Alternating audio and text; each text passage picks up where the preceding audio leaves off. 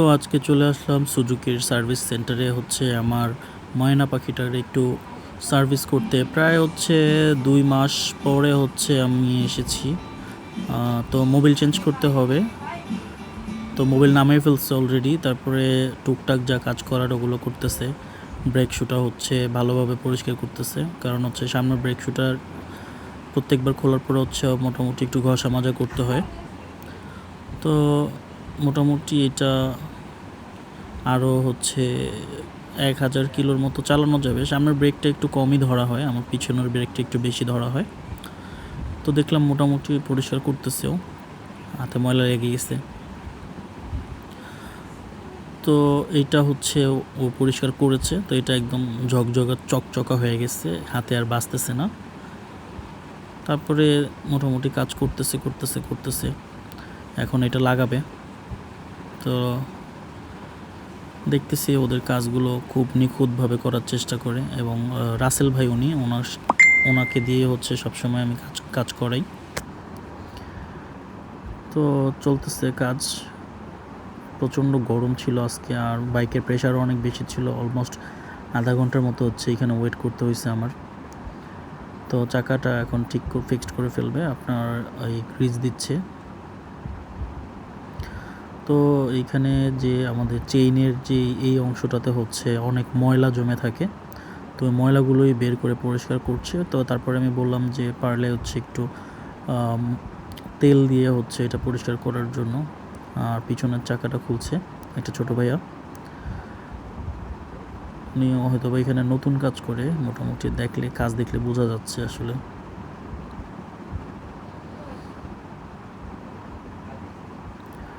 তো চাকা অলমোস্ট খোলা শেষ, এবং ব্রেক শুটা চেক করবে, ওটা পরিষ্কার করবে পিছনের চাকার ব্রেক শুটা। আর ওদের এখানে একটা জিনিস ভালো লেগেছে, ওরা মোটামুটি সবসময় ক্লিন রাখার চেষ্টা করে। একটু পরপরই কেউ না কেউ যেখানে পানি জমে থাকতেছে ওই জায়গাটা পরিষ্কার করতেছে। এই যে উনি একটা পণ্ডিতি করতেছে, ওটা ভেঙে ফেলছে, পরে আমি দেখাচ্ছি কীভাবে ভেঙেছে। তো আমার প্রথমে সার্ভিসিংয়ের সময় এখন বললো চেইন স্প্রকেট চেঞ্জ করতে হবে। তো চেইন স্প্রকেটের অবস্থা মোটামুটি ভয়াবহ বলা যায়। তো অনেক আগেই চেঞ্জ করা দরকার ছিল, তো সময় হয়নি, যে কারণে এখন চলে এসেছি চেঞ্জ করার জন্য। এটা আমার প্রাইস পড়েছে অলমোস্ট 4000, 3900 সামথিং। হ্যাঁ, আমি লাস্টে বিলটা শেয়ার করব আপনাদের সাথে। তো এটা মোটামুটি ক্ষয় হয়ে গেছে, চেইন আছে মোটামুটি।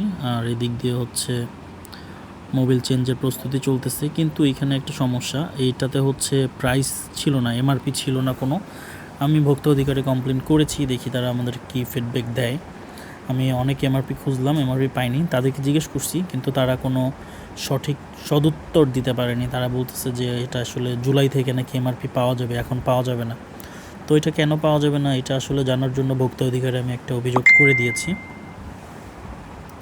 কিন্তু ওদের বাকি যে প্রোডাক্টগুলো আছে ওগুলোতে এমআরপি থাকে। যেমন ধরেন এই যে মোবিলের যে ফিল্টারটা, এটার মধ্যে এমআরপি আছে, কিন্তু এখানে এমআরপি নাই। মোবিল ফিল্টার প্লাস অন্যান্য যে মোবিল আছে ওদের সবগুলোর মধ্যে এমআরপি পাওয়া যায়, কিন্তু এখানে এমআরপি পাচ্ছি না। যে কারণে আমার জিনিসটা একটু ঘটকা লাগলো। তখনই আমি চিন্তা করলাম যে না, আমি ভোক্তা অধিকারে অভিযোগ করব, এবং ওদের অন্য প্রোডাক্ট যেটা আছে ওইটা একটু চেক করার জন্য গিয়েছিলাম, এবং এটাতে আমি এমআরপি পেয়েছি। তো এমআরপি চেক করে যখন মনে হলো যে এমআরপি যদি একটাতে থাকে এবং অন্য প্রোডাক্টে থাকে, সবগুলোতে থাকা উচিত। তো আমি ভোক্তা অধিকারে অভিযোগ করে দিয়েছি বাসায় এসে, এবং ওইখানে আমি যে ওনাকে বলেছিলাম যে আমার বাইক থেকে তেল নামিয়ে একটু পরিষ্কার করেন, সে আমার বাইক থেকে না নামিয়ে তাদের রিজার্ভে যে তেল ছিল তারা নিজেদের তেল দিয়ে মোটামুটি একটু পরিষ্কার করতেছে, ভালোভাবেই করতেছে।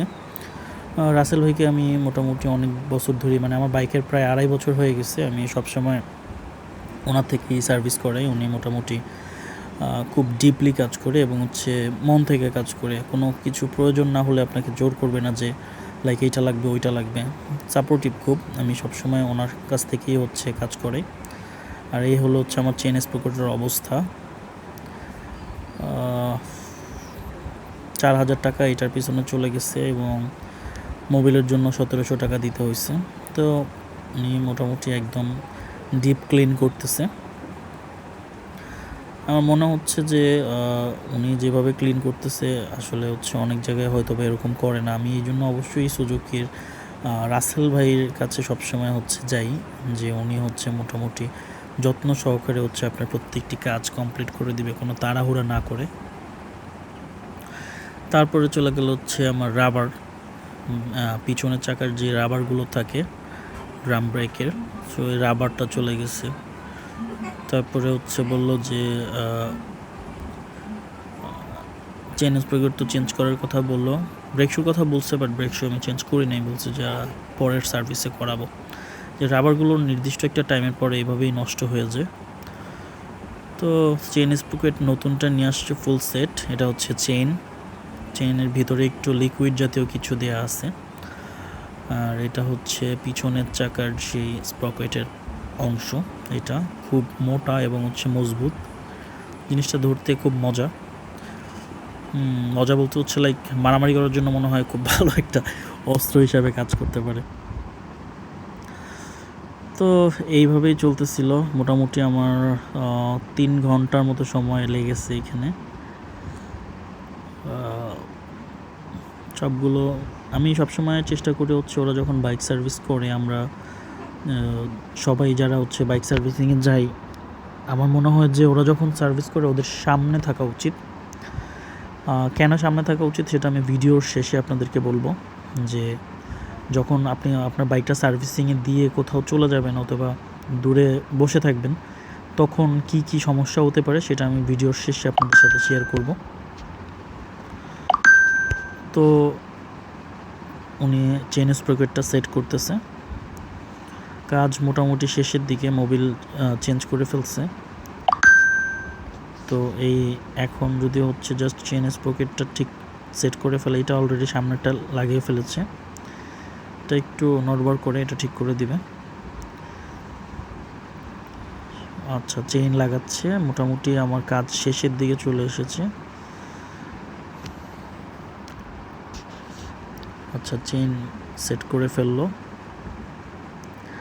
4000 টাকা নিল আমার চেইন সেট পুরোটা, দুই সামনের এবং পিছনের স্প্রকেট এবং হচ্ছে চেইনের সেট। এই হলো অবস্থা, মোটামুটি কাজ শেষের দিকে প্রায়। তো আলটিমেটলি বিল কত আসে এটা আমি আপনাদেরকে দেখাবো।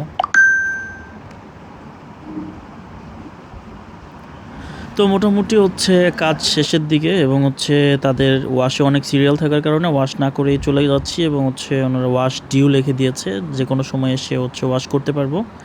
তো টোটাল হচ্ছে 7500 টাকার মধ্যে আজকে সুন্দরের মেকআপ শেষ।